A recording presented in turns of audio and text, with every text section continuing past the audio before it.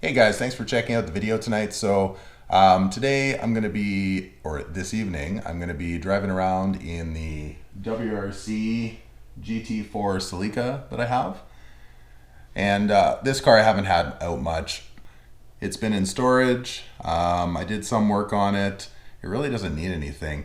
I did a timing belt, cam seals, some fluids, but realistically it runs really well. And it looks really good too. So currently this car's up for sale. I'm unsure if it's going to sell. If it doesn't sell, then I'll put it back in storage. It's not really a big deal. I'm not strapped for money. However, I am big time strapped for space. So it would be a good idea to get it moved on. But if not, that's okay.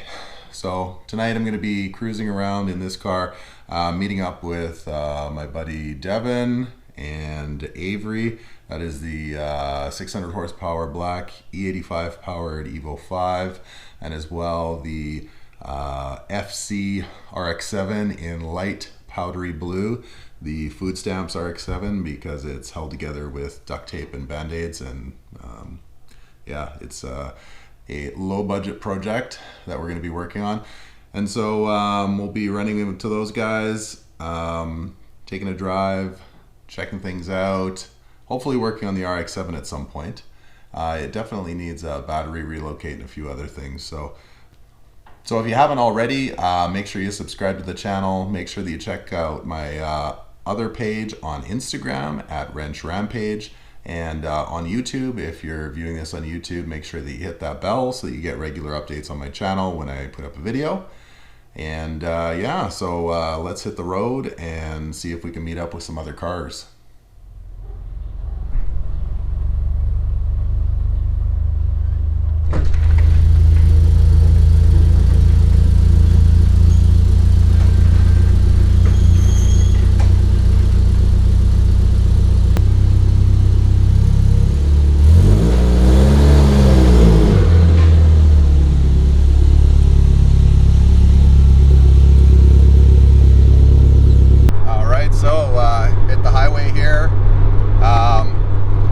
This car, it's more of a GT car. It has a fairly nice ride.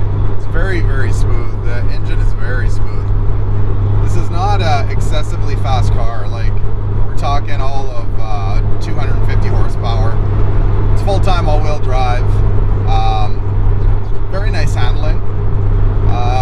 So right now there's some teen coilovers on this car, and because the car is so low, they are tightened up quite a bit. I feel that is causing the ride itself to be a little bit stiffer than it ought to be. But I'll tell you, riding around in a red GT4 Celica, pretty much everyone and their mom wants to race you, which is just ridiculous. Like, I just yielded to a four-door 1.6 EL single cam Civic because he wanted to do 50 over the speed limit. Like, come on, give it a rest. A jacked up diesel truck just tried to race me as well. So this thing attracts a lot of negative attention, but it is a very nice car. So from the outside, a lot of people do think that it looks a lot like a Supra, a smaller version of the Supra. Obviously, with the bug eye front end, it's not a Supra. However, I'll bet you when I'm riding around tonight, some people will mistake this for a Supra, guaranteed. So yeah, just cruising over to Devin's place, and we'll go from there. All right. Gotta be gentle.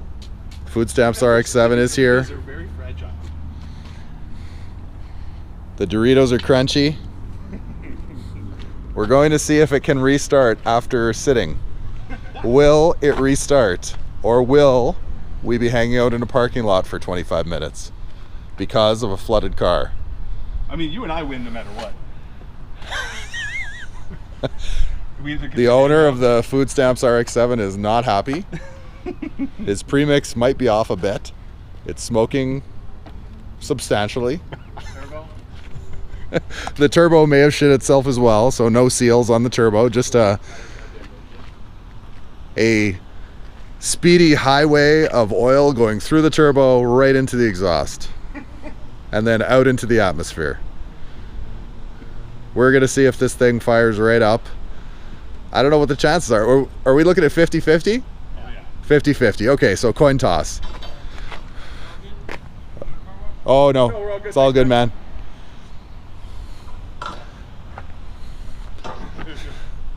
Yeah, you're stuck to bucket washing, eh? I bucket watched my GTR. It's not worth spending money on that paint. It's only hardly worth spending money. So we got the WRC Celica out, FoodStamps RX7, Black Evo 5. Quite a lineup tonight. Get the game face on, Are you Avery. serious? Let's fire this thing up. Look at the cute face on. Will it start? Will it not start? Will it smoke me out? Probably. I'm standing downwind. Let's move.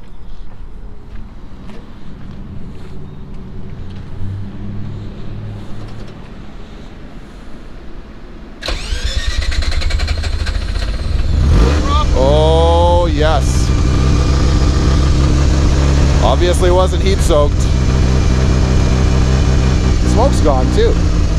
Man, this is fixing itself with time.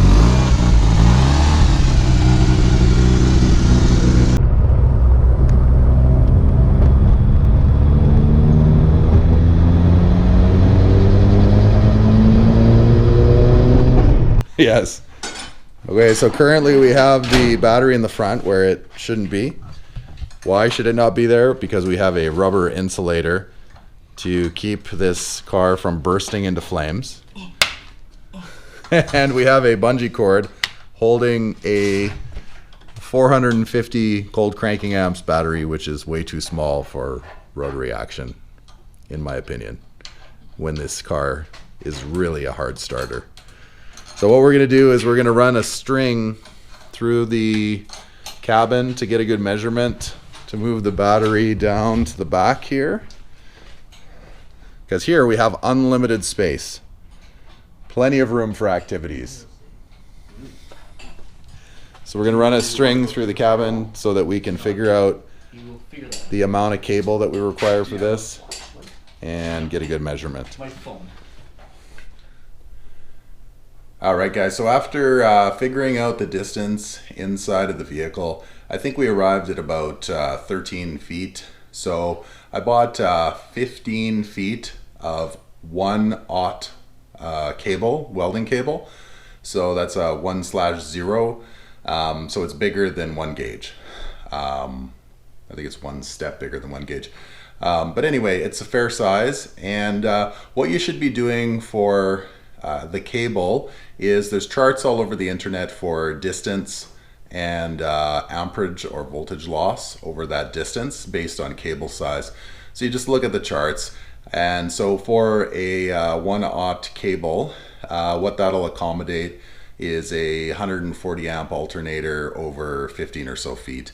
And so this will give our RX7 that we're working on the best ability to recharge that battery while he's driving around with the least amount of heat created from resistance over that distance. So yeah, so that's what we're going to be using, and hopefully it ends up being maybe about 13 feet, and then we can cut it off and use the balance as the grounding wire. So because copper right now is very expensive, so we want to keep this as cheap as possible because this is a budget battery relocate. So let's get to it. All right, so first engine ground. It's going from the intake, the firewall. And then we're going to be over here dealing with this sea monster of wires. Are you certified to use that drill, Devin? No, I guess not. We'll take care of these negative wires. Please don't drill on my finger. These are the positives that are going to be going to a lug. And we got to figure out a spot for that. Cut the carpet. then it makes sense to drill the holes through the carpet. Yeah, but I like the carpet. Why would you drill? Why would you put the carpet down, and then now I can't see where I'm doing anything? You get what I'm trying to get at? We should drill the holes, cut the carpet after. Like we can dummy screw some bolts in to feel where they are, and then X-Acto knife through the bolts, push the thing over, and then put it all under, like on top of it. Okay. Does that not make sense? No. I don't know, yes. I'm just here, man. All right, we got a nice 4-gauge ground here. We put together.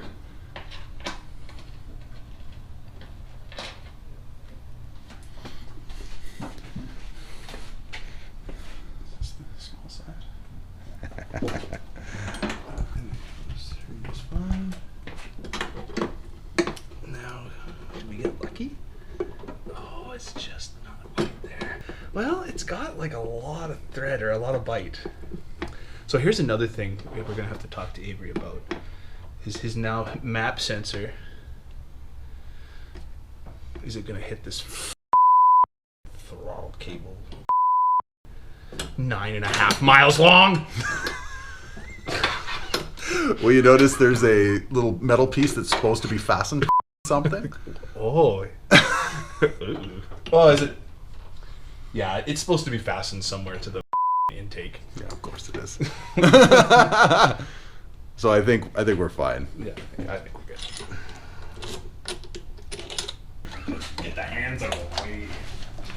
Okay, so our idea here is that we have a lug here that this is where we'll be anchoring that 1/0 I don't cable, want to set this until that's... and we ran the cable here sort of around the shock tower and in through a grommet just below, well, just to the right of that master cylinder. I feel like it should go under a lot more. So a quick word about the ends of the wire that we're going to be making, the cable that we're going to be making.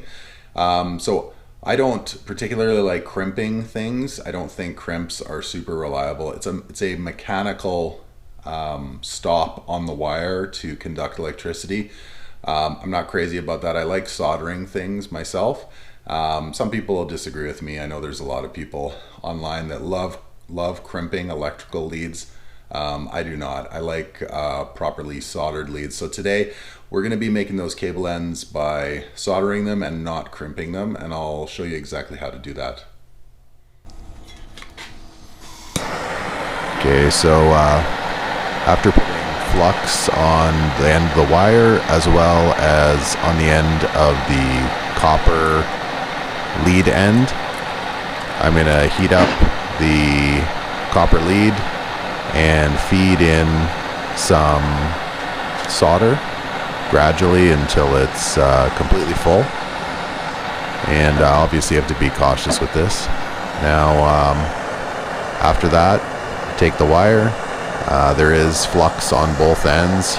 Slightly heat the end of the wire and just push it into the molten metal.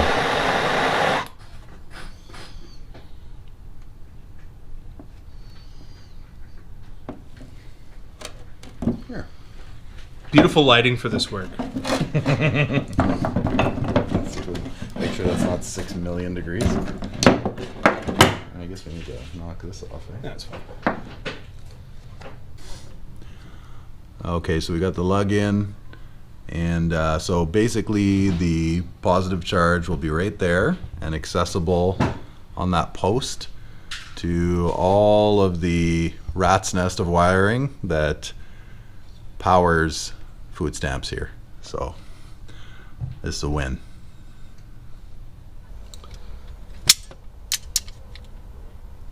Don't want to squish this.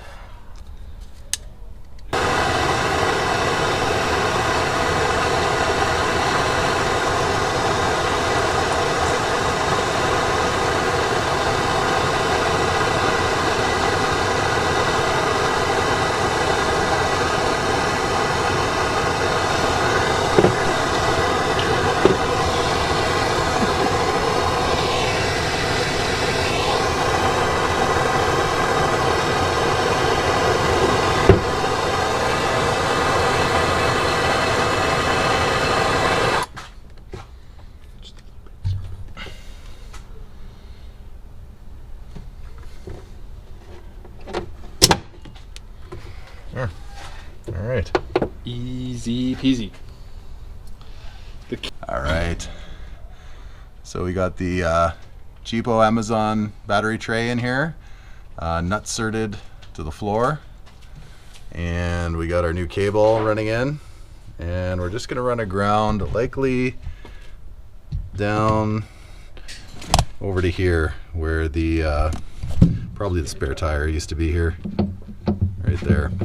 So yeah, this is pretty much done for the FoodStamps battery tray relocate. Looks good. All right, guys, thanks for checking out the video tonight. So the electrical rewire is not 100% complete. We did all kind of the difficult stuff. My friend Avery is going to tie up all the small loose ends. So the basics are a large engine ground to the chassis, a large 1/0 cable to the hatch, and then a good negative ground from the battery to basically we're attaching it to where the spare tire would have bolted down to the chassis. So so I hope you enjoyed the video today. Keep in mind that I do have an Instagram channel as well. Check that out. And if you are watching this on YouTube, make sure that you subscribe and ring that bell. And there will be more videos coming up in the future. I'm trying to do them as often as I can. However, with some of the other projects that I'm running right now, Toasty here behind me, I'm just waiting for the machine shop to finish up the engine and all the appropriate machining before I start on reinstalling an engine. So stay tuned. There will be some future Evo content coming up here pretty quickly. And thanks for checking out the video again, and have a good night.